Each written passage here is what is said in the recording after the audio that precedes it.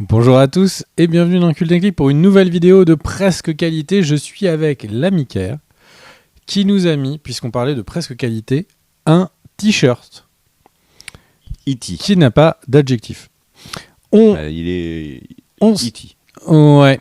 On se retrouve pour cette vidéo pour parler un petit peu du désintérêt dont on a l'impression qu'il est un petit peu présent autour des séries Disney+, à la fois du côté Marvel et à la fois du côté Star Wars. On sent vraiment que là où avant ces deux franchises pesaient très très très lourd dans le monde du divertissement, là on a l'impression que les séries, eh bien il y a un vrai désintérêt. Les gens commencent à s'en détourner et du coup Ker a préparé tout un dossier. Ker est vraiment allé un peu partout sur la planète, hein. C'est pour ça qu'il a attrapé un coup de soleil à être autant dehors parce qu'il est allé à pied évidemment.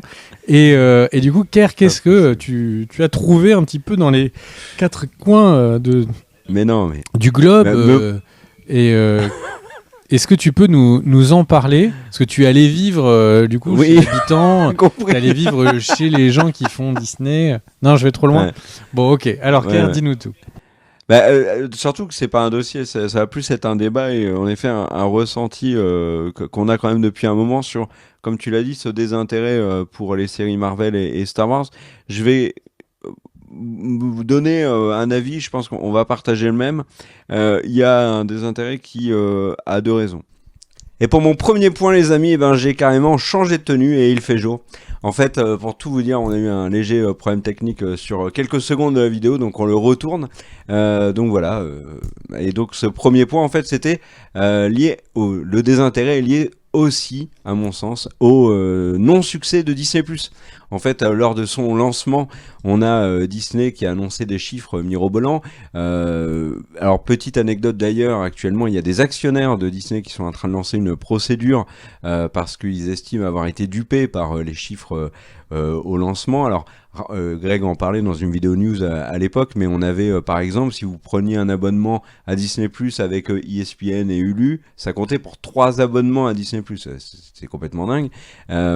Et dans les faits, ce que l'on avait imaginé être un véritable mastodonte dans le monde des plateformes, et à juste titre, hein, le catalogue Disney est énorme, les classiques, on a d'énormes franchises Marvel, Star Wars et compagnie, on pouvait imaginer qu'ils allaient racheter énormément de séries et de films à côté, comme le fait Netflix ou Prime, et c'est pas ce qui s'est passé. Et alors en plus, vous allez dire en France c'était encore pire, avec la chronologie des médias, mais globalement Disney Plus traverse une vraie crise actuellement. On a fait une vidéo dessus, je vous invite à aller la voir. Et il y a aussi un problème d'abonnés, c'est que la plateforme perd des abonnés. Donc ça c'est intéressant parce que s'il y a un des intérêts pour les séries Marvel et pour les séries Star Wars, parce qu'en fait il y a pas assez de gens qui regardent parce qu'ils ne sont pas abonnés à Disney+. Ça, c'est le premier élément qui est pour moi une évidence.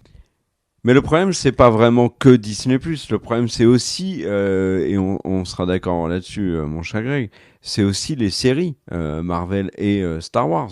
Et ça a eu du coup un impact forcément sur les Disney+, parce que si les séries en question sont moins bonnes ou pas à la hauteur de ce qu'on attendait, on a un plus de tendance à vouloir résilier. Alors, il y a aussi un autre problème, ça c'est inhérent à Disney+, c'est qu'il n'y a pas assez de contenu pour faire en sorte que le public reste. Mais si on se focalise sur les séries Marvel et Star Wars, commençons par Star Wars. On a Mandalorian qui sort, alors déjà en France, catastrophique, ça sort avec des mois et des mois de retard par rapport aux États-Unis. La série est dispo illégalement absolument partout, c'est une catastrophe. Et quand ils la sortent en France, ils font un épisode par semaine. Choix douteux. Mais la qualité est là. La série, elle fait un bien fou à l'univers Star Wars. Nous, on en tombe amoureux. On voit finalement le Star Wars qu'on voulait voir de la première trilogie. On oublie la dernière qui nous a déçus. On est sur une bonne lancée. Arrive Marvel. La première série, c'était Falcon and the Winter Soldier, sauf qu'elle a été décalée à cause du Covid. Donc la première série à être vraiment sortie, c'est WandaVision. Énorme surprise. C'est une série originale, qui a énormément de qualité, qui a énormément de style, qui a une histoire qui tient la route, qui globalement nous a pas trop déçus. Il y a quelques faiblesses dans la série, mais la qualité est là. On enchaîne derrière avec Falcon and the Winter Soldier. C'est pas à la hauteur de ce qu'on espérait, surtout que forcément c'est l'héritage de Steve Rogers, de Chris Evans, c'est pas facile. Mais bon, le duo entre Falcon et Winter Soldier fonctionne bien. On a le retour de Zemo, on a Agent US, enfin, il y a plein de choses qui marchent dans cette série. Puis il y a Loki. Loki, vraie surprise, un vrai kiff. Série de qualité. Là, on commence à se dire, ah ouais, du côté de Star Wars et de Marvel, ils font pas les choses à moitié. C'est des séries qui sont événements. Et puis en fait, derrière, tout se casse sa tronche. On a What If qui, sur le papier, a tout pour être une série en béton parce que l'idée est géniale. Réécrire des films Marvel en changeant des éléments et voir ce que ça donne. Un peu de l'Uchronie dans le monde dans la fiction. L'idée est géniale. C'est pas particulièrement bien traité. Il y a peu de gens qui s'y intéressent. Derrière, on nous pond un Hawkeye du côté de Marvel, qui est pour moi le début d'une descente indéniable. Hawkeye qui avait jamais eu de film, qui était attendu. On nous fait une série de Noël qui n'est même pas centrée sur Hawkeye mais sur Kate Bishop. Ça fonctionne pas. Moon Knight, qui est un personnage de comics très sombre, très violent, très torturé, difficile à cerner. La série avec Oscar Isaac, malgré Oscar Isaac, pour moi est complètement passée à côté. Et là, j'ai commencé à voir des séries qui me proposaient des épisodes très fades ou n'arrivaient jamais à m'intéresser. Miss Marvel, c'est pareil. Moi, j'adore Miss Marvel, le comics. Les premiers tomes, j'adore. Je trouve que l'idée c'est rafraîchissant, le discours est très intéressant, intelligent, l'origine avec les Inhumans et Flèche Noire, c'est très cool. Là, j'ai pas du tout trouvé le même délire dans la série. Je s'appelle Groot, j'étais en PLS. She-Hulk, c'est décevant. On va dire que la fin est originale, mais c'est quand même très décevant. Et puis du côté de Star Wars, on a Mando saison 1, Mando saison 2, qui se termine avec un climax de dingue avec Luke. Mais derrière, la série qui était hyper attendue, Obi-Wan, moi je me suis ennuyé du début à la fin. Ça marchait pas du tout. Boba Fett, tout ce qui n'est pas Mandalorian dans Boba Fett est décevant. On a passé toutes nos critiques d'épisodes à se moquer de certains points. Andor, très bonne série, mais qui n'a pas trouvé n'a pas trouvé le grand public, a trouvé son public, mais pas le grand public. Et à côté de ça, on a des séries animées comme Bad Batch, qui est très réussi, mais qui trouve pas son public non plus. Donc, je pense que si ces séries-là n'ont pas trouvé leur public, c'est elles ont été mal vendues. Elles ne concernent pas des personnages majeurs. Et ça, c'est un gros problème. Et les séries qui étaient juste avant étaient décevantes. Donc, le public a commencé à se lasser. Et comme Star Wars, les films, les derniers, c'était pas des foudres de guerre, et que les derniers Marvel suivent un peu la même veine, forcément, pour moi, il y a un désintérêt qui se situe ici. T'en penses quoi, mon cher Greg ? Mon cher Gare, je suis d'accord avec à peu près tout ce que tu dis. Il y a vraiment un déficit de qualité. Je n'utiliserai pas les mêmes mots que toi parce que tu es particulièrement dur et peut-être que tu es par ta dureté un peu injuste envers tous ces gens qui ont travaillé sur ces œuvres. J'en étais sûr de me sortir des trucs comme ça. Mais voilà, l'animateur qui a passé des heures, des jours, qui a délaissé sa famille pour pouvoir faire en animation 3D le twerking de She-Hulk, est-ce que vraiment tu veux le condamner, cet homme ? Ou cette femme d'ailleurs ? Est-ce que vraiment cette personne... Enfin bref, je me perds. Le truc c'est que globalement, il y a un vrai désintérêt sur les séries, tout simplement parce qu'elles sont pas terribles. Et on ajoute à ça le fait que Disney+, c'était la promesse d'avoir du Star Wars tout le temps, du MCU tout le temps, et d'avoir une avalanche de contenu régulier. Et au final, c'est pas trop ça. les séries sont annulées, il y a des grands mois où il n'y a pas de nouveau contenu. Ça fait beaucoup de choses pour donner envie aux gens de se désabonner. Et du coup, le problème, c'est convertir quelqu'un qui s'est désabonné pour qu'il revienne. Je pense que c'est vraiment un combat qui est très très dur. Parce que ça veut dire que c'est des personnes qui ont vu tout le reste du catalogue, qu'ils ont ils ont fait exprès de regarder, comme ils se désabonnaient les dernières semaines, tout ce qu'ils ne pourraient pas regarder après. Et du coup, je trouve que j'ai vraiment l'impression que Disney a ce petit côté, c'est une très jolie maison de vacances, on y allait, on a vu qu'il y avait des cafards, des araignées dans le plafond, que la jolie vue, en fait, il y a des travaux en face et tout, on n'a pas envie de retourner en vacances là-bas. Et du coup, et certainement pas de leur donner de l'argent. Donc il y a vraiment ce problème sur Disney+ qui n'aide pas. Donc c'est l'œuf et la poule. Est-ce que c'est les problèmes de qualité actuellement qui font qu'il n'y a pas de contenu et que ça donne pas aux gens de se réabonner, comme ça se réabonne pas, il n'y a pas de budget. Mais clairement, faut qu'ils se reprennent. Là où Apple TV, c'est confidentiel, mais c'est hyper quali, il faut vraiment qu'ils se ressaisissent, quoi. Qu'est-ce que tu en penses, Ka ? Bah écoute, je suis d'accord avec tout ce que tu as dit, ou presque. Non, mais globalement, non, t'as raison. Et un des éléments qui fait que on voit ce désintérêt, vous allez me dire, c'est pas un élément qui est aussi frappant, mais par exemple, tu vois, enfin aussi parlant, c'est pas scientifique, voilà, ça que je voulais dire. C'est par exemple IMDb. On l'avait déjà pris en exemple. La saison 3 de Mandalorian, c'est quasiment 3 fois moins de notes par épisode que la saison 1. Et c'est très très loin du nombre de notes d'un épisode de GOT, d'un épisode de House of the Dragon, d'un épisode de The Last of Us. Les séries Marvel, c'est à peu près pareil. Tu prends les anciennes, elles ont beaucoup de notes. Tu prends les plus récentes, elles en ont beaucoup moins. Alors vous allez me dire, oui, c'est normal, elles sont sorties à moins de temps. Mais non, ça marche pas comme ça, IMDb. C'est les gens qui regardent. Il y a un énorme pic au début, puis après, ça se tasse énormément. Et il n'y a pas que ça. Alors, c'est vraiment que des indices, hein, mais sur les réseaux sociaux, on l'a vu. Et la saison 3 de Mandalorian, elle a été en tendance Twitter parce qu'elle était poussée par Disney+. Et c'est tout. C'était des tendances sponsorisées. Là où sur la saison 1 et la fin de la saison 2, c'était clairement pas le cas. Loki, ça faisait parler. Loki, ça partageait des images des différents Loki, etc., etc. Il y avait une vraie réaction.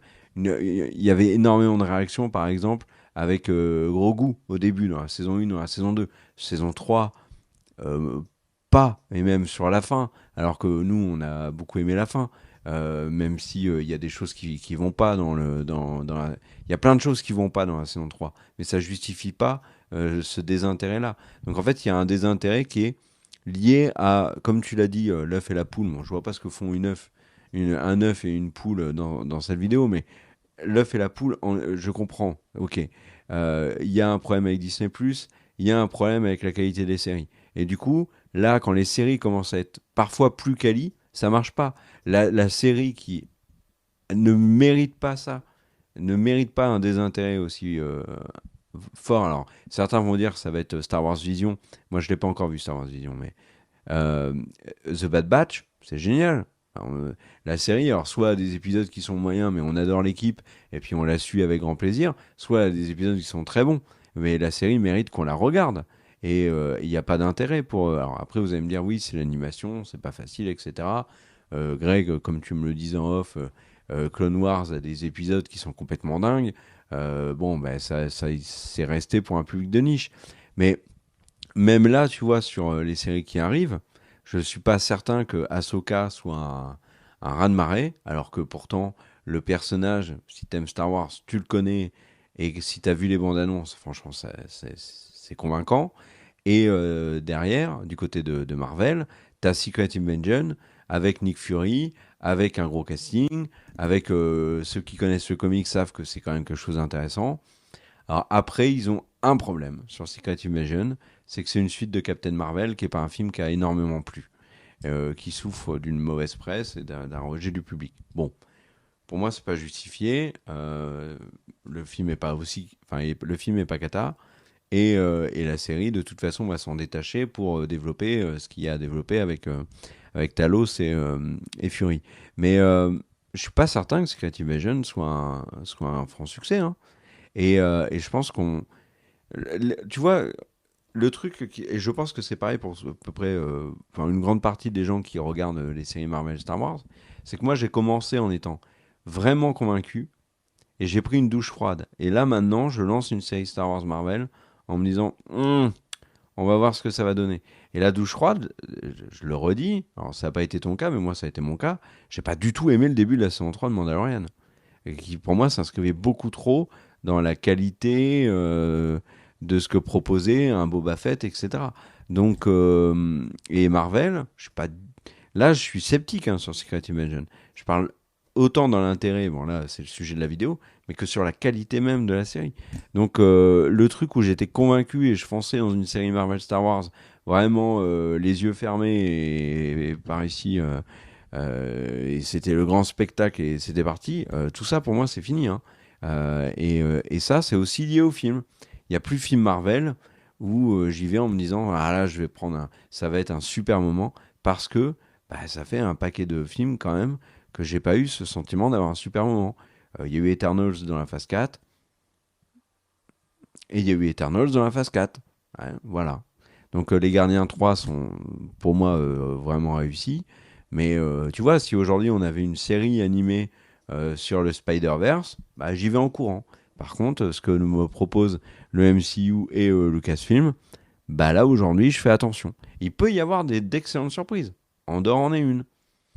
Mando reste Mando. Mais on peut aussi avoir de... Tu vois, Obi-Wan, par exemple, outre le fait que c'est une série qui m'a ennuyé et qui était très en dessous de ce qu'on pouvait attendre, mais j'ai carrément zappé, en fait, Obi-Wan. T'as marqué, toi, cette série? Ça ne m'a pas marqué en série, mais par contre, qu'est-ce que ça m'a donné envie de revoir la prélogie que je me suis revu. Mais quand j'ai vu la prélogie, j'ai surtout pas eu envie de revoir des bouts d'Obi-Wan. En fait, Obi-Wan, ça m'a donné envie de revoir du Clone Wars. Mandalorian, ça m'a donné envie de regarder du Clone Wars, mais la série Obi-Wan, elle est vraiment médiocre. Les combats ont pas de sens. Enfin, ouais, moi, c'est vraiment une déception. Mais par contre, c'est vraiment cool de revoir les acteurs en interview, reparler de la prélogie. Pendant que je me fais attaquer par le micro. Imaginez si c'était un sabre laser. Ouais, du bras, vraiment... du bras seulement. Oui, donc du coup, effectivement, je pense qu'il y a juste un problème de qualité. Il y a et de timing de qualité. Par exemple, la série Andor, les premiers épisodes ont découragé énormément de gens, alors que ceux qui sont allés jusqu'au bout ont dit que c'était peut-être un des meilleurs contenus Star Wars. Il y a aussi ce problème-là qui s'est immiscé. Qu'est-ce que tu penses de tout ça ? Je suis d'accord avec toi, et là, moi, ce qui m'intéresse vraiment, c'est, et ça va être la dernière partie du débat, c'est comment est-ce qu'ils peuvent corriger le tir. Et moi, je suis en train de me demander si les dernières déclarations du côté de... Alors, déclarations subtiles, du côté de Disney, où on dit « Ah, on n'est pas opposé à l'idée que du contenu Star Wars et du contenu Marvel sortent de Disney+. » Et ben moi, je suis en train de me demander si, en fait, la vraie solution... Et alors là, je vais vraiment aller dans le peut-être le long terme, ou pas si long terme que ça si ça se passe mal, mais pour moi, pour que les séries Star Wars et Marvel redécollent, il faut plus qu'il y ait Disney+, en fait. Il faut qu'ils les produisent, qu'ils en fassent des gros trucs, mais dont ils vendent les droits à des plateformes qui ont une visibilité, une force et une croissance bien plus intéressante. Tu fais un Mandalorian que tu balances sur Netflix, alors peut-être pas Netflix parce qu'ils ont une manière de diffuser qui est enfin tu peux pas Mando tout balancer d'un coup, mais tu ouvres à une autre plateforme, il y aura un regain d'intérêt. Et si tu gardes Disney+, parce que l'idée c'est quand même de garder Disney+, mais mieux vendre, mieux faire la promotion. Ça va un peu avec la vidéo qu'on a fait sur la communication des plateformes. Peut-être baisser aussi le tarif de Disney+, parce que finalement, ils n'ont pas énormément de nouveaux contenus. Donc, tu baisses un peu le tarif, alors qu'à côté de ça, tu as Netflix qui augmente le tarif, enfin, qui ne l'augmente pas, mais qui arrête le partage. Ça peut être un bon message à envoyer. Et puis, il faut la qualité. Il faut vraiment la qualité. Il faut que là, il y ait... et alors, la qualité, et pas que ça. Il faut aussi du buzz. Parce que le truc... Alors, vous allez me dire, oh là là... Le truc qui a fait parler sur les séries Star Wars, c'est Grogu. Grogu, ça a fait énormément parler. Mais vraiment énormément parler. Aujourd'hui, on en parlait dans une vidéo sur Mando, mais là, concrètement, il y a certains supermarchés français, les seuls goodies qu'ils ont sur Star Wars entier, ça va être des posters de Grogu. Donc, il y a eu une idée de génie en créant Grogu, et d'un point de vue business, je parle. Et le personnage est très chouette aussi. Mais il faudrait que dans ce qui arrive dans Star Wars, il y ait aussi ces petits trucs-là, qui fassent que les gosses s'y intéressent, que ça sort, que les gens qui ne connaissent pas la série connaissent le personnage. Et pareil chez Marvel. Mais Marvel, ça va être plus dur. Donc, une des solutions pour Marvel, c'est de mettre dans les séries des personnages majeurs. Mais le problème, c'est qu'on revient sur une autre discussion qu'on avait eue sur le MCU, c'est que là, ils sont en train de développer dans les séries des personnages qui nous intéressent, mais qui ne sont pas les personnages majeurs. Et dans les films, ils font un peu pareil. Le seul élément qui, moi, me rassure un peu pour Marvel et Disney+, c'est Daredevil. Daredevil est ultra populaire, et grâce à Netflix, très clairement. Et là, il récupère le personnage, l'acteur, il récupère le caïd, il récupère Punisher. Donc là, il y a tous les éléments pour que ça marche. Le problème, c'est que la manière dont a été vendu, présenté Born Again, donc la nouvelle saison de Daredevil, qui est un reboot, moi, ça me rassure pas du tout. Le Daredevil qu'on voit dans She-Hulk me rassure pas du tout par rapport à ce qu'on a vu chez Netflix. Là, une série, je crois qu'il y a 25 épisodes. C'est même un peu plus. C'est énorme. Comment tu fais une saison aussi longue, aussi qualitative? Je suis perplexe. Donc, mais après, ça peut marcher. Ça peut être aussi une autre mode de diffuser des séries de super-héros avec beaucoup d'épisodes et le public adhère. Alors, tout n'est pas perdu. Mais pour l'instant, je suis très très sceptique. On verra l'accueil de Secret Invasion et d'Ahsoka. Je pense qu'Ahsoka a peut-être plus de chance que Secret Invasion. Mais c'est chaud. C'est chaud. T'en penses quoi, toi, pour l'avenir? J'en pense que, en fait, Ashoka est là pour aussi ramener et fédérer le public des gens qui sont fans de Rebels et de Clone Wars et de Mando. Et d'essayer de tous les amener, de les unir autour de Ashoka.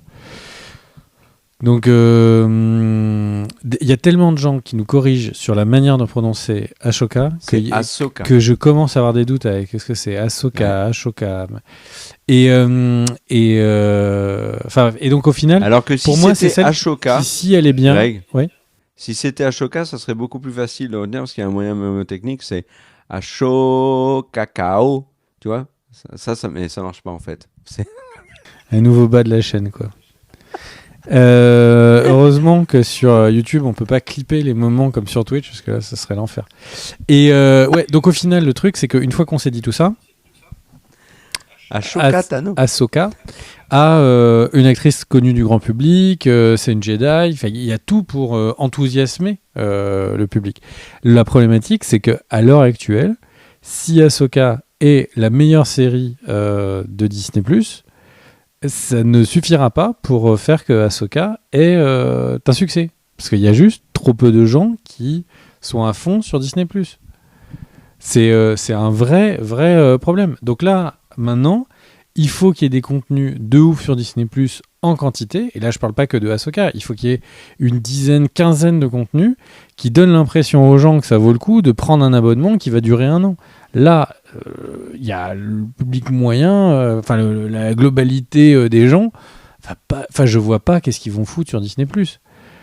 Donc, c'est vraiment le moment de la bascule, et je suis pas sûr que Disney, qui est quand même le titan, sera encore sur Disney+, et qu'il n'y aura pas une fusion avec d'autres services, et que Disney sera juste des contenus qui apparteront, qui seront dans le contenu. Et moi, je suis convaincu que c'est la solution pour Disney. Le truc, c'est qu'il y a tout le service télé qui vend Disney Channel dans des bouquets, qui a toutes les compétences pour aller négocier que Disney se retrouve chez d'autres streamers. Mais là, ils sont dans une telle mélasse financière politique, avec le personnel. Enfin, faut vraiment qu'il y ait des très gros contenus. Il faut qu'ils puissent récupérer 3 Stranger Things en termes de hype de série pour remonter.